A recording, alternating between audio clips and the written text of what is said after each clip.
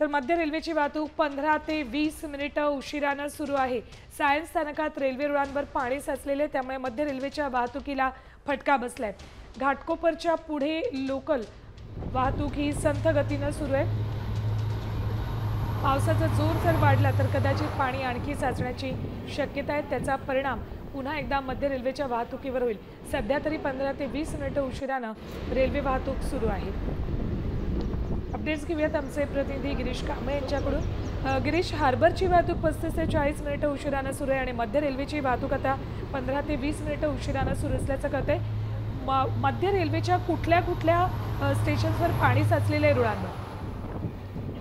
सकाळपासूनच मुंबईत आहे तो जोरदार पाऊस सुरू आहे। सायन स्थानकातील रेल्वे रुळात आहे ते पाणी साचलं असून घाटकोपरच्या पुढे रेल्वे वाहतूक आहे ती संथ गतीने सुरू आहे। मध्य रेल्वेची ही वाहतूक जवळपास 15 ते 20 मिनिटांच्या विलंबाने धावत आहे। असंच जर पाऊस पडत राहिला तर मध्य वाहतूक आहे ती पूर्णपणे बंद होण्याची शक्यता आहे। पावसाची बॅटिंग ही जोरदार आपल्याला पाहायला मिळते आणि आता सकल भागांमध्ये पाणी साचायला सुरुवात झाली असून आता रेल्वे वाहतुकीवर याचा परिणाम आपल्याला दिसून येतो। ठीक, धन्यवाद गिरीश संपूर्ण माहितीसाठी। तर मध्य रेल्वेची वाहतूक आता 15 ते 20 मिनिटं उशिरानं सुरू आहे।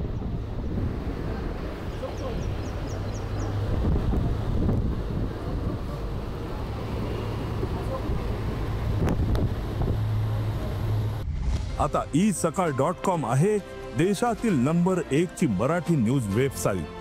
प्रत्येक अपडेटसाठी isakal.com ला नक्की भेट द्या।